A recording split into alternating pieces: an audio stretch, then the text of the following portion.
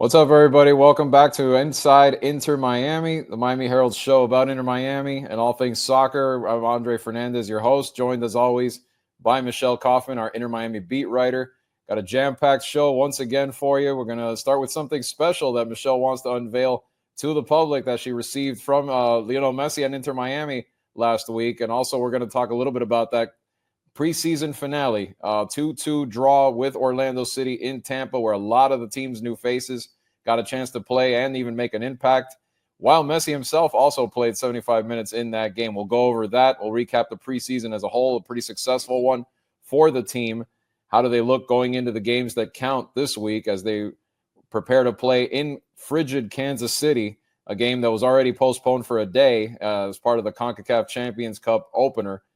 And we'll look also at the injuries and how guys are progressing, guys like Drake Callender, David Martinez, David Ruiz, an update on Peluca, on Maxi Falcon, what's his status, and then we'll do a bit of a season preview looking ahead to the MLS season, not just Inter Miami's opener against NYCFC, but also who are some of the top contenders for the title this coming season. But Michelle, without further ado, open the box.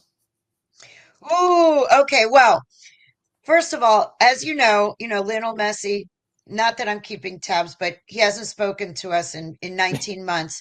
Has not spoken to local media for those who are You're keeping checking on score at home. the calendar every day. If you're keeping score at home. Anyway, no, but he did send me a gift. Yes, a personalized gift. Well, you can't see it, but I'm going to read it to you. Special I got effects. a giant box. I got a giant box the other day in the mail at my home. It was very heavy. And I'm like, what is this? And here's what it is. I'll read you the card. Hola, ¿cómo va? I want to be one of the first. I want you to be one of the first to try Mas Plus by Messi, my hydration drink. I call it positive hydration because more than just keeping you hydrated, it also has great taste with natural flavors and no artificial colors. I love that I can share it with you and your family. In this box, there are 4 flavors, each one with a name that is special to me. Miami Punch, Limon Lime League, Berry Copa Crush, and Orange Door. After, if you'd like, tell us what you think and which one is your favorite. If you'd like to send us a photo, tag us at Mas by Messi. If you want to learn more, have questions, write to us. Vamos. And then there's a signature, Leo Messi, founder. Obviously, I was just kidding. It was not really personalized. I mean, they sent this out as a promotion, but I did get to try some of the water. My favorite is, well, I've only tried 2, but my favorite so far is the Miami Punch, which is the red one. But anyway, yeah, so Messi now has his own hydration water, which is now all over in the practice fields. There's signage. That's what the players are drinking now, from the youth academy all the way up to the senior team. For those of you who go to attend games in person, you'll be able to drink this Messi drink. It's going to be all over the place. And it is in supermarkets all over the country. So yeah, Messi is, once again, how we talk about the spreading of the brand. It seems like, he has a perfume, he has a superhero toy, he has a sneaker with Bad Bunny, and now he has hydration water. By the way, it happens to be called Mas I was going to Plus. say, I initially thought that it was like a partnership with the Mas brothers, right. but it's not. It has nothing to do with the Mas brothers. I'm just Okay. stating for the record. I was Mas gonna, Plus I was just gonna, means I was gonna say, look, good cross promotion there, but no, I really guess good not. pros, but it's not. It's just more plus, which seems a little redundant, but Mas Plus, I'm not sure what the thinking was there. But anyway, so for those of you out there, if you want to feel like Messi and be hydrated, and it's only 10 calories, by the way, 10, like the number 10 for Messi. I'm assuming that was deliberate. Aha. Yes. So anyway, but if you're looking for a flavored drink that has only 10 calories that is connected with Lionel Messi, you can now get it. There you go. More plus. There's never enough more plus of anything over the top when it comes to Messi. When it's time to make money, but for anybody, It's for any company. Mas Plus. Mas plus, just that really personifies everything about the Messi, Yeah, the brand, the global, the whole, the whole business of Messi the is whole thing, the whole thing. Yep. Um, on that note, it was not a W, but it was an exhibition game, but it was a 2-2 draw against Orlando City in Tampa. Tell us about some of the less familiar faces. I know you all last week we profiled a few of them here on the show. We showed some video, Michelle interviewing a lot of the new guys. Some of them started, Michelle, and did pretty good, had an impact in that preseason finale.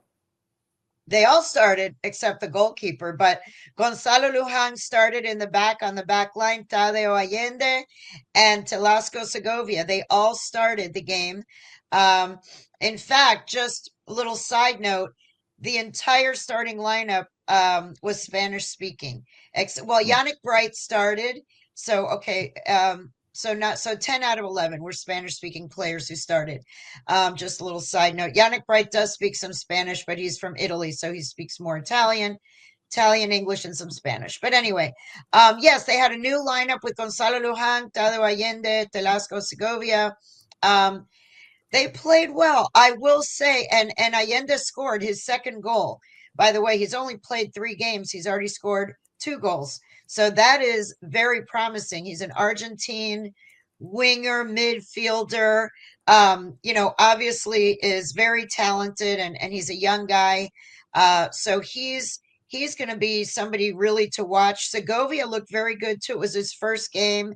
And he looked like he's also those guys are basically replacing Diego Gomez and Matias Rojas.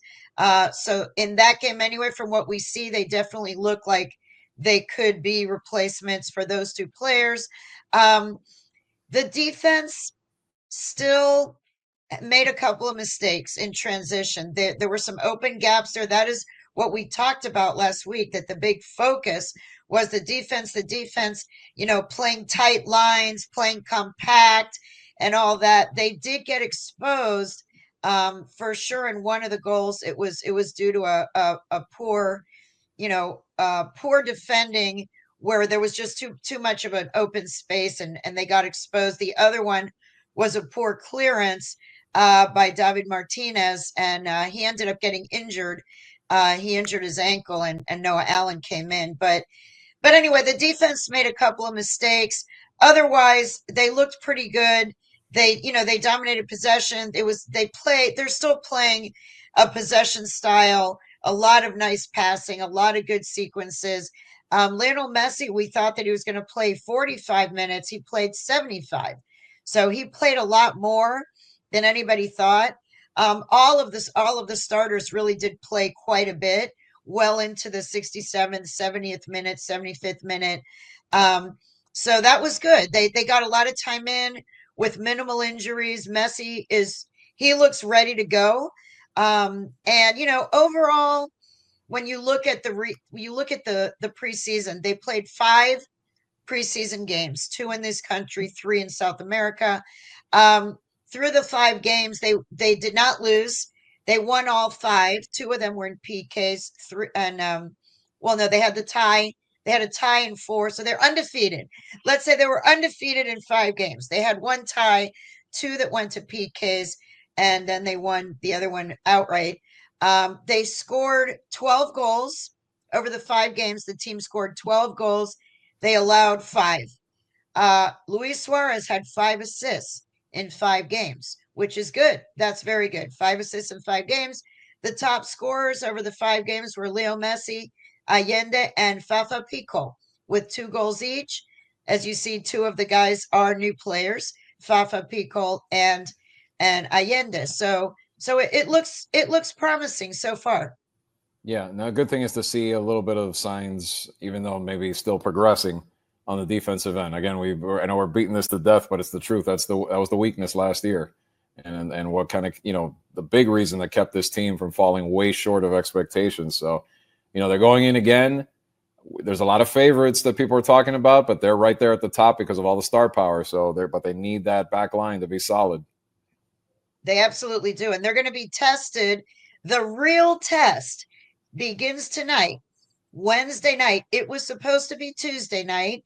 It was Mm-hmm. moved to Wednesday night because of a snowstorm in Kansas City And temperatures, now I will tell you, the temperatures Wednesday are predicted to be even lower than the temperatures Tuesday, which in Fahrenheit, I know that, we have a lot of Celsius people around the world, but it is minus 15 to -1.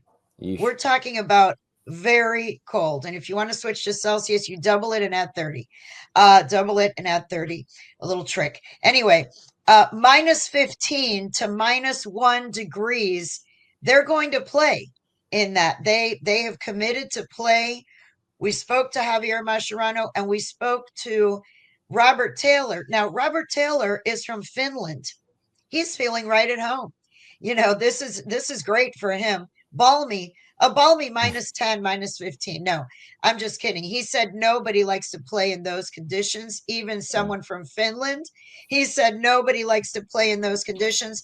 Javier Mascherano was asked if he's ever remembers playing in anything that cold. He said absolutely not. He said in Barcelona, never. He said in Liverpool, when he played Liverpool, there were some cold games, but nothing like this. And the other questions, I'm sure they're going to clear the snow from the field, but it's supposed to be the prediction was a foot of snow. So we'll see what the field conditions are, how many fans are going to show up. If there's a lot of snow and it's 10 degrees or -10 degrees, 5 degrees, how many fans are going to show up for that game? I don't know. In any case, it's going to be extremely cold. I guarantee you this will be the coldest game that probably anybody on the Inter Miami team and in both teams maybe has ever played in. Yeah, I'm thinking for people that remember the Dolphins Chiefs game a couple of years ago up there in KC. No, last year. Ground. Last year. The ground was frozen solid. And I think that temperature reading, if accurate, might be a tad colder even than that game. So we're talking that ground is going to be for traction purposes for their cleats and everything. That's going to be a challenge to deal with. Yeah, it's going to be very different. The conditions now, obviously the conditions are the same for both teams. The Kansas City team clearly spends a lot more time in cold weather. This team right now, if you look out, the window in Miami right now, it is sunny and it is 80 degrees. That's what these guys have been training in every day. This is what they're getting used to. They get so sweaty, they have to drink the Mas Plus hydration water. Yeah. Over there, that hydration water may freeze. It may become a popsicle. It's gonna be the Mas they ice. may have flavored popsicle. Yeah, kind of like the Italian ice. They'll be able to just, get flavored ice. It's going to be very, Mas very, very ice. cold. Mas plus ice. It's going to be. That's what it's going to be. Really, really cold. Really, really cold. And it's going to be interesting to see. I mean, the truth is, it's crazy to play in temperatures that cold. They could not really move it a few more days because the MLS season starts on Saturday, which is what we've talked about a lot about this. The calendar is just too crowded. It's too crowded. They're squeezing in these tournament games with the season opener 4 days later. Now the season opener is 3 days later. So they're going to be playing Wednesday night in Kansas City, freezing their butts off, okay? And then they have to fly back and they get to train Thursday, they're going to be just returning from a very late night flight.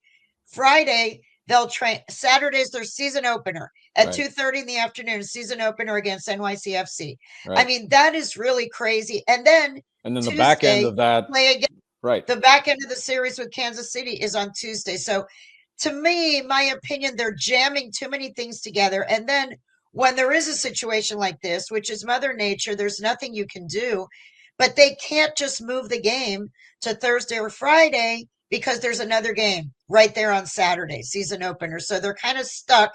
They're going to have to play this game in horrendous conditions, let's be honest.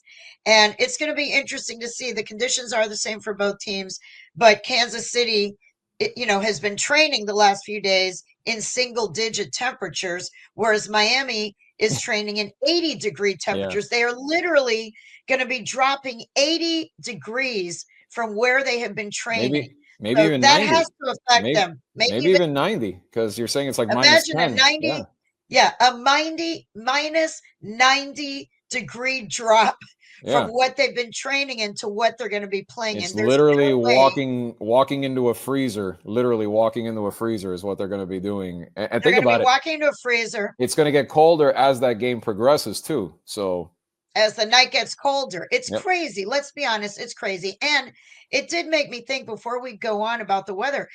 It made me think that MLS has talked seriously. There's been a lot of discussion that after the 26 World Cup, MLS is going to switch its calendar to match Mm. the rest of the world to be from September through May.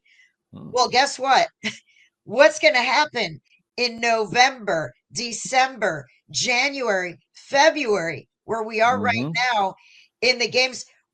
MLS has teams in Minnesota, Vancouver, Toronto, Mm-hmm. Montreal, And of course, Chicago, KC. KC. You're talking about extremely Yeah. cold climates. And Right in how the are they middle of the going to season. play games in the middle of the season, January and February, in those markets? Please explain to me, how is that going to work? I mean, I don't know. As I'm looking at this Hmm. game against Kansas City, which is in mid-February, how is this going to work? I don't know. I think they may want to rethink this. Yeah, and I'm not sure about that strategy. You're going to have at And also, least 2 months of that. at least 2 months of that. And by the way, it's also going to be competing then against the NFL and against Oh, from a college football ratings, yeah, I mean, from a there's a rating standpoint. teeny bit of overlap when you get toward the end of the season right now, but this would be full on complete overlap if you start in late August, September, and you're going up against the NFL at the same time in their preseason and their regular season. I And mean, college football. Yeah, and I college mean, football. Yeah, now most of the summer they're really because the NBA finals, end by June. The Stanley Cup ends. The NBA finals, and there's no football. So MLS has been competing with baseball, yeah. mainly competing with baseball over the summer. Well, And yeah, if they switch calendars, they're going to be competing with the real big boys, with yeah. NFL, college football, and a big section of the NBA season as well. From I mean, even from a TV standpoint, like, I mean, I know there's a million channels now and everything, but think about it. That's a lot going on. And we always know that in October, it's a cluster anyway, with the NBA starting up, with NHL starting up. I mean, granted, soccer diehards will say, oh, we only care about that. But for people that are just general fans that like to College watch a little bit of basketball, everything, college college basketball starting in the basketball too. fall, in College the late basketball fall, ends in March. ends in Right, and March, right? college basketball ends in Yeah, March. yeah. March So Madness, yeah. MLS starting in March and going through October, the main sport it was competing against is baseball. And the temperatures are going to be much more mild in March through October than if they compete with the others. So anyway, that is something to keep in mind as we go forward. And as we watch this game tonight in Mm. the freezing tundra of Kansas City, I'll be curious to see what are they wearing, how many layers. I am sure hats, gloves. I don't know what they're going to be wearing. It's going to be crazy. Yeah, the frozen tundra, not of Lambeau Field, of Kansas City tonight. But who is healthy enough to be in this frozen tundra out of the ones we've been kind of telling people week to week? Drake Callender, I know, missed the finale. We thought he might be able to get back, but not yet. David Martinez, David Ruiz. Any update on Peluca? What's up with those guys? Yeah, Peluca is here. Peluca will be there. Peluca got his visa. The wig got his visa. So they had photos of him training. They had photos of him training yesterday with the team. So he will be available, and he is a central defender, There you which, as go. we've been talking about, he is needed. David Martinez is injured, so he comes at a perfect time. David Martinez injured his ankle. He's going to be out. Peluca will be there. Probably will play his first game. Welcome to MLS. Your first game, Peluca, Try is not to now. The good freeze. news is Peluca, but Peluca has a lot of hair, which is good to keep his head warm, because the other guys who have short hair are going to have a tougher time. You look at someone like Fafa Pico, his head is going to be cold. He's going to have to wear a hat. Peluca has a lot of hair on top of Built that in. head, and it's really fuzzy. It looks warm. So Yeah. I think he may not even need a hat, or I don't know. But It's gonna be Yes, funny if David Martinez. teammates come and put their hands in his hair for a little bit just to warm up. For a little Yeah, warmth. No, he yeah, does have a lot of hair on. It is like a Valderrama type hair on top of the yeah. head. So yeah, Martinez is out. Drake Callender is still a question mark. Drake Callender did not. He was supposed to be on the game roster against Orlando. He was not. They said he still wasn't ready, so he did not travel to that game. So that one is a question mark. David Ruiz is also a question mark with that condition with his leg, where his leg was getting numb after a certain amount of time of running. I did want to mention one thing also about the lineup for the game in the Tundra tonight, which is that there had been some reports on social media that Lionel Messi didn't want to play, that Lionel Messi won't play in these conditions. Javier Mascherano said in his words, Leo is 100% ready to play, and quote, I assure you, Leo will play. If the team is playing, Leo will play. He said, I assure you, Leo will play. Mm. And he said that Leo is, again, 100%, 100% ready to play, whether they're in the tundra or not, whatever the temperature is. He said that Messi's going to play. So, a lot of people were wondering about that. Will he play? He apparently doesn't like playing in cold weather, but who does? Even Robert Taylor, who's from Finland, said that he doesn't like playing in these conditions. So nobody on the team likes playing in cold weather, including Messi, but there's not one player on the team who is saying, oh, I'm really excited to go play in sub 10 degrees. No one wants to play in these conditions. It's a little bit crazy, but it looks like they're going to do it on Wednesday night, and we'll see what happens. Mas Plus now available in frosty chill flavor after Wednesday night's opener. We'll Popsicles. see. They make good popsicles. Just, put a stick in it, turn it upside down, and eat it like a popsicle. There you go. So after they drop 90 degrees, then they'll come back up 90 degrees, and it'll be for this weekend when they play New York City FC in their official MLS season opener. But Michelle, we wanted to talk about that matchup and how that looks, but not just that. Kind of a broad view of the MLS this season going in. Obviously, Inter Miami at the top of everyone's favorites list, or most people's favorite list, if they think they're going to actually finish the job this season. But who are some of the other contenders? We know the LAs are always good. Cincinnati right there in the mix. Columbus, of course. Who else are the biggest threats to this run Inter Miami wants to make? Yeah, Inter Miami is, a lot of people are picking them, the experts, the people, the reporters, the journalists who follow the league. Inter Miami is among the favorites, but not everybody's favorite. A lot of people are picking Cincinnati. Mm. A lot of people are picking the two teams that spent the most money in the offseason, which are Cincinnati and Atlanta. Let's remember that Atlanta Mm. poached Chris Henderson. Right. Chris Henderson from Inter Miami is now with Atlanta, and they signed back Miguel Almiron. Miguel Almiron, a Paraguayan star from their national team, he was the big star with Joseph Martinez on the team that won the MLS Cup with Atlanta when Tata Martino was the coach. He was the big star, and he went to Newcastle. He signed a big contract with Newcastle. He went to EPL. It was a big deal. He's a very, very good player. Atlanta just brought him back. Welcome home. They have this big celebrations of the return of Miguel Almiron. Some people are picking him to win the Golden Boot and MVP over Messi. That is a big name that is going to be back in the league now. Someone who's been at Newcastle, someone who won MLS Cup in Atlanta. He's back in Atlanta. Okay, Miguel Almiron. And then the other one that they signed is Emmanuel Latelet. He is another player who he's a player who they spent, I believe it was $22 million to get him. Yes, $22 million. He was also in England at Middlesbrough. He's from the Ivory Coast, a very, very good player. Has scored 27 goals over 57 games. They signed those. They spent $22 million to get him. They brought back Almiron. So Atlanta has Chris Henderson in charge. Atlanta spent a ton of money and they have a new coach. They have a coach, Ronnie Dela, who won the MLS Cup with NYCFC. So watch out for Atlanta. By the way, The let's team not that knocked forget them out.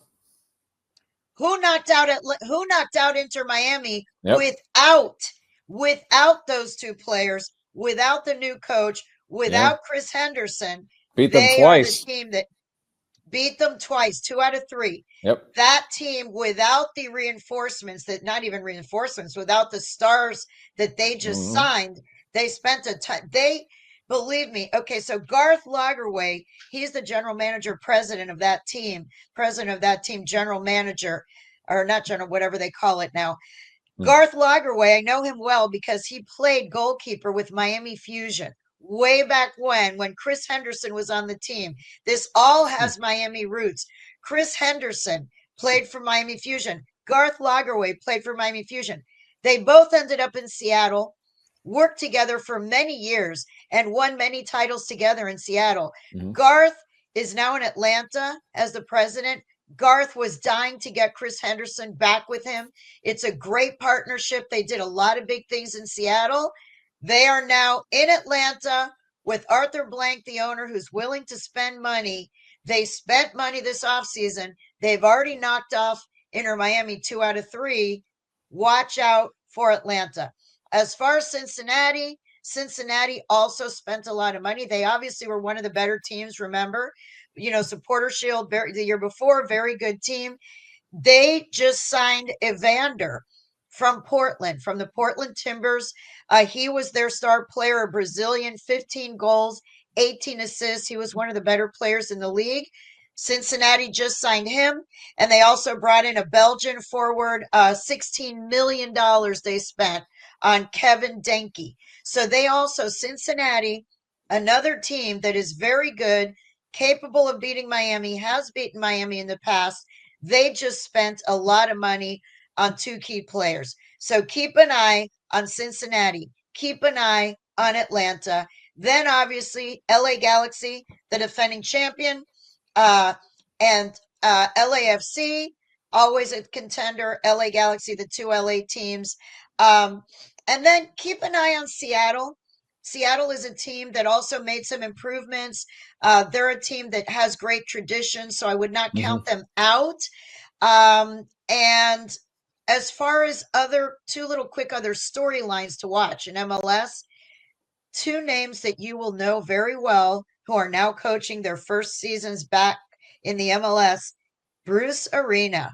Yes, Bruce Arena, former U.S. national team coach, one of the best U.S. national team coaches, is back with the San Jose Earthquakes. They were in last place last year. They literally were the worst team in the league.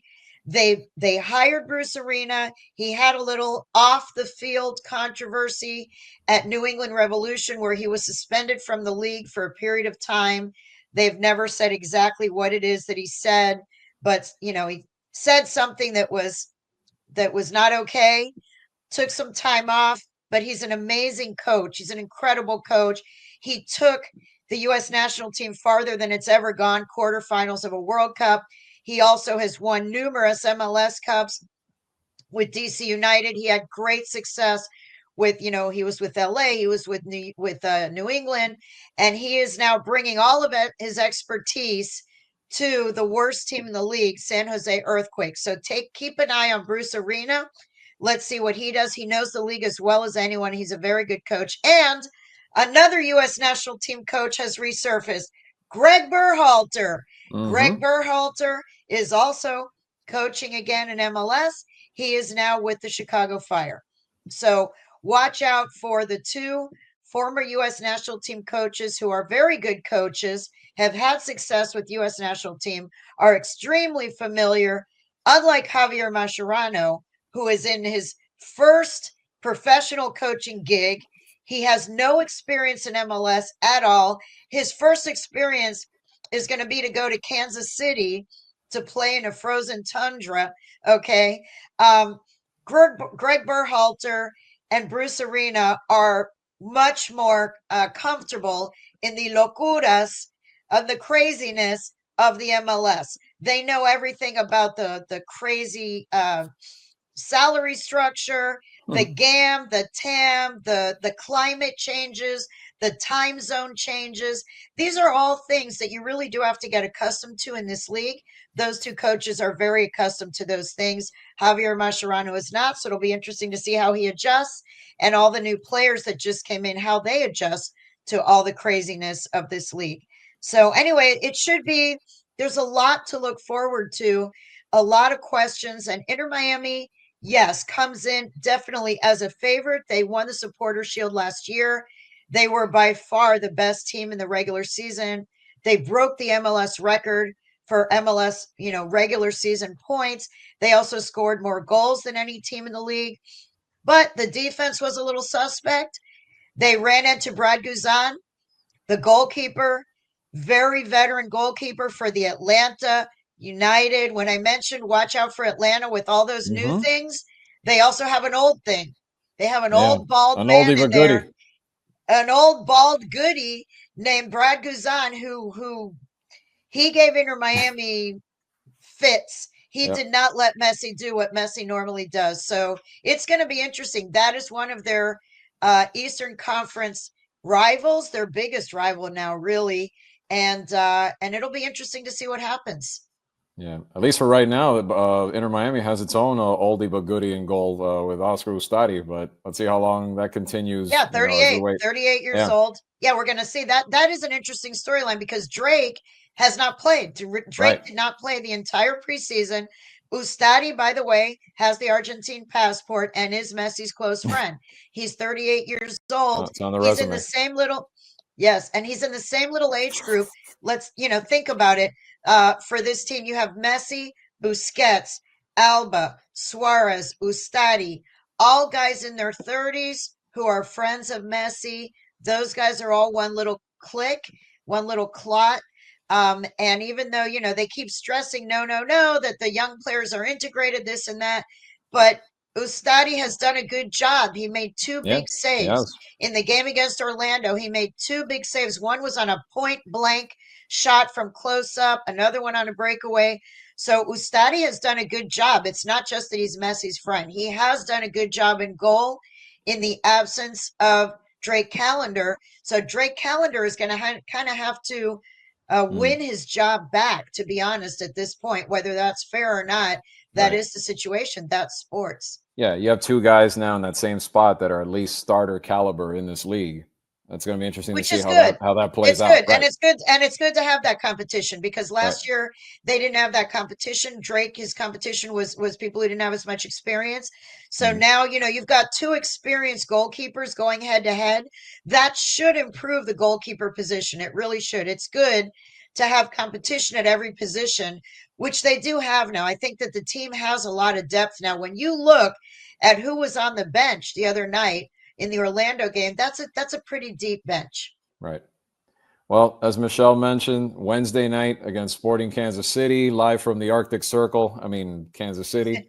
And then on Saturday at 2:30, the MLS opener against New York City FC at home, back 90 degrees warmer or something like it.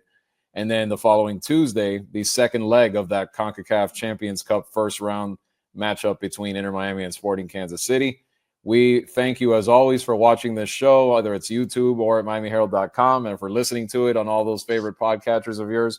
We'll be back next week to recap a lot because it'll be those three matches to kind of go back over and see where this team is at, not just in the MLS standings very early, but also did they get through that first, how did they do in that first leg of the Champions Cup? But for Michelle Kaufman, I'm Andre Fernandez. She'll be showing off her Mas Plus water, I'm sure. We'll drink some mate at some point during this upcoming season, I'm sure. And until then, we thank you for watching. Have a good one. Enjoy the games, everybody.